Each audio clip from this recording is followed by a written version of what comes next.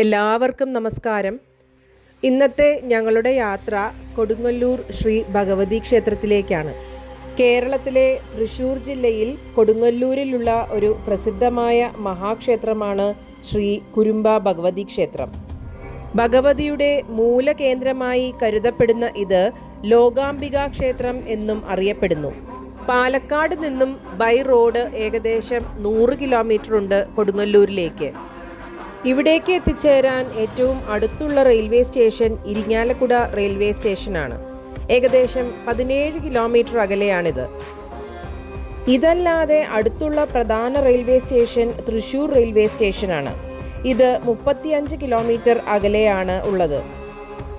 കേരളത്തിൽ ആദ്യമായി ആദിപരാശക്തിയെ ഭദ്രകാളി ഭാവത്തിൽ ശ്രീ ചക്രസമേതയായി പ്രതിഷ്ഠിച്ചത് കൊടുങ്ങല്ലൂരിലാണ്. ഇതാണ് ഇവിടുത്തെ പ്രധാന പ്രത്യേകത. ഇതിനുവേണ്ടി വളരെയധികം താന്ത്രിക വിദ്യകൾ പ്രയോഗിക്കപ്പെട്ടതായി പറയുന്നു. കാവ് സമ്പ്രദായമുള്ള ഇവിടെ മറ്റുള്ള ക്ഷേത്രങ്ങളിലെ പോലെ കൊടിമരം കാണപ്പെടുന്നില്ല. ഇവിടുത്തെ ഭഗവതി കൊടുങ്ങല്ലൂരമ്മ എന്ന പേരിൽ പ്രസിദ്ധയാണ്.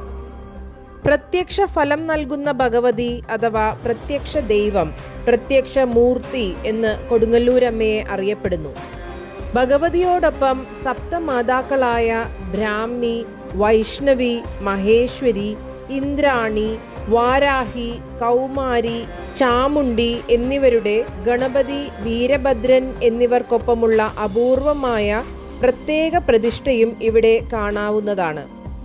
കേരളത്തിൽ ഇന്ന് കാണുന്ന പല ഭഗവതി ക്ഷേത്രങ്ങളും കുരുമ്പ കാവുകളും ഇവിടുന്ന് ആവാഹിച്ചു കൊണ്ടുപോയി പ്രതിഷ്ഠിച്ചതാണെന്ന് പറയപ്പെടുന്നു. അതിനാൽ കേരളത്തിലെ മറ്റ് 64 ഭഗവതി ക്ഷേത്രങ്ങളുടെ മാതൃക്ഷേത്രം ആയിട്ടാണ് കൊടുങ്ങല്ലൂർ ഭഗവതി ക്ഷേത്രം കണക്കാക്കപ്പെടുന്നത്. പരമശിവനാണ് ക്ഷേത്രനാഥൻ. പുരാതന കേരളത്തിലെ 108 ശിവക്ഷേത്രങ്ങളിൽ ഈ ക്ഷേത്രം ഉൾപ്പെടുന്നു. 108 ശിവാലയ സ്തോത്രത്തിൽ ഇത് കാണാൻ സാധിക്കും. എന്നാൽ ഇവിടെ ശിവനേക്കാൾ പ്രാധാന്യം ഭഗവതിക്കാണ്.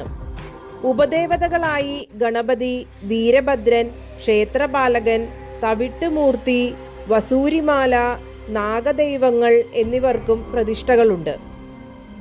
മകരമാസത്തിലെ താലപ്പൊലി, മീനമാസത്തിലെ ഭരണി മഹോത്സവം, കന്നിമാസത്തിലെ നവരാത്രി, മേടമാസത്തിലെ ചാന്താട്ടം, മകരമാസത്തിലെ ചൊവ്വ, കർക്കിടക മാസത്തിലെ ചോതി ഉത്സവം എന്നിവയാണ് ക്ഷേത്രത്തിലെ പ്രധാന ആണ്ടുവിശേഷങ്ങൾ. പൊതുവെ ഈ ദിവസങ്ങളിൽ വൻ ഭക്തജന തിരക്കാണ് ഇവിടെ ഉണ്ടാവുക.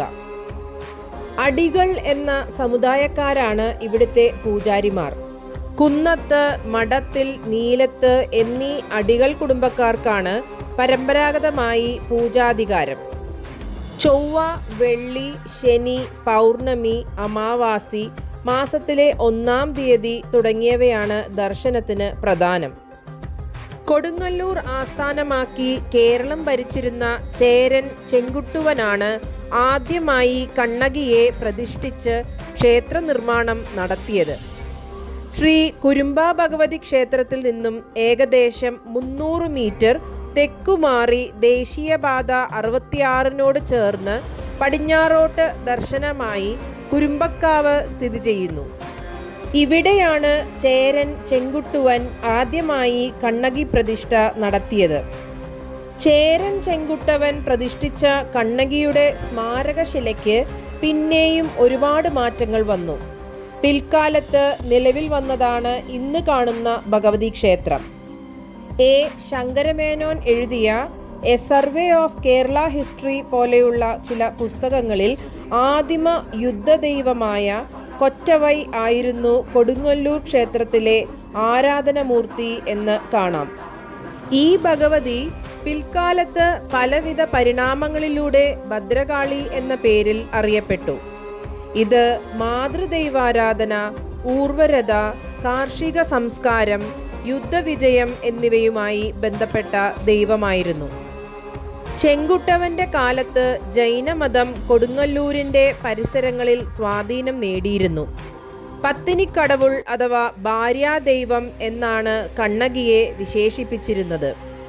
കണ്ണകിയുടെ വിഗ്രഹം നിർമ്മിക്കാനുള്ള കല്ല് അനേകം രാജാക്കന്മാരെ കീഴ്പ്പെടുത്തിയ ശേഷം ഹിമാലയത്തിൽ നിന്ന് കൊണ്ടുവന്നതാണെന്ന് സംഘകാല സാഹിത്യങ്ങളിൽ വർണ്ണിക്കുന്നുണ്ട്.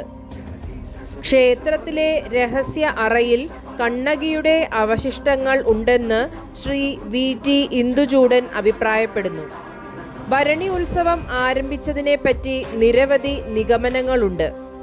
ചോളന്മാരെ നേരിടാൻ പുറപ്പെടുന്നതിന് മുൻപ് ആത്മീയമായും സാമുദായികമായും ഉന്നതി കൈവരിക്കാൻ കുലശേഖര രാജാവ് രാമവർമ്മ കുലശേഖരൻ നടത്തിയ ഏതെങ്കിലും ആചാരവുമായി ഭരണി ഉത്സവത്തെ കണക്കാക്കിയിരുന്നു.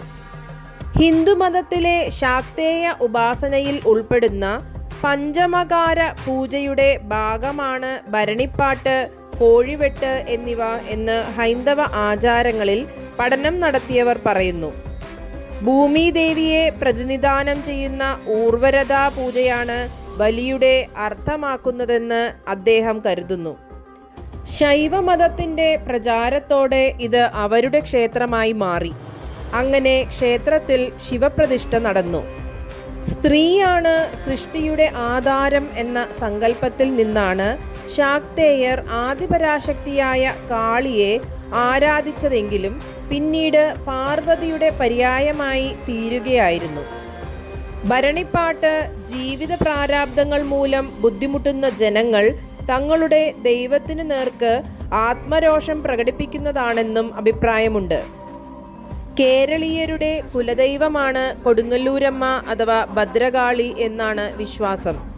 കേരളത്തെ മഹാമാരികളിൽ നിന്നും ആപത്തുകളിൽ നിന്നും രക്ഷിക്കാനാണ് ഭഗവതിയെ പ്രതിഷ്ഠിച്ചത് എന്നാണ് സങ്കല്പം. ഭഗവതിയെ ദർശിച്ച് കുറച്ച് ദിവസങ്ങൾ കൊണ്ട് ഭക്തരുടെ പ്രശ്നങ്ങൾക്ക് പരിഹാരമുണ്ടാകുന്നു. കടുത്ത ആപത്തുകൾ, മാറാരോഗങ്ങൾ, പ്രശ്നങ്ങൾ എന്നിവ ഉണ്ടായാൽ അവ തടയാനോ ഇനി ഉണ്ടായാൽ തന്നെ വലിയ ആപത്തുകൾ ഉണ്ടാകാതെ സംരക്ഷിക്കാനോ കൊടുങ്ങല്ലൂരമ്മ ശക്തയാണെന്നാണ് വിശ്വാസം. ഇവിടെ ദർശനം നടത്തിയാൽ രോഗങ്ങളും കടുത്ത ദുരിതങ്ങളും ഇല്ലാതാവും എന്നൊരു വിശ്വാസം ഭക്തർക്കുണ്ട്. കേരളത്തിലെ മറ്റ് കാളീക്ഷേത്രങ്ങളുടെ മാതൃക്ഷേത്രമായാണ് കൊടുങ്ങല്ലൂർ ഭഗവതി ക്ഷേത്രം കണക്കാക്കപ്പെടുന്നത്. ശ്രീ ഭദ്രകാളി മാഹാത്മ്യം, കാളികാപുരാണം എന്നിവ പ്രകാരം ആദിശക്തിയായ കാളി പ്രപഞ്ചനാഥയാണ്. ലോകാംബികയായ കൊടുങ്ങല്ലൂരമ്മ സർവജന രക്ഷകയായ, അധർമ്മനാശിനിയായ, ഭക്തരെ രക്ഷിക്കുന്ന, ദുഷ്ടരെ ശിക്ഷിക്കുന്ന, മോക്ഷദായിനിയായ, കരുണാമയിയായ, മാതൃവാത്സല്യമുള്ള, സാത്വികയായ ജഗദീശ്വരി തന്നെയാകുന്നു. അമ്മേ ശരണം, ദേവീ ശരണം.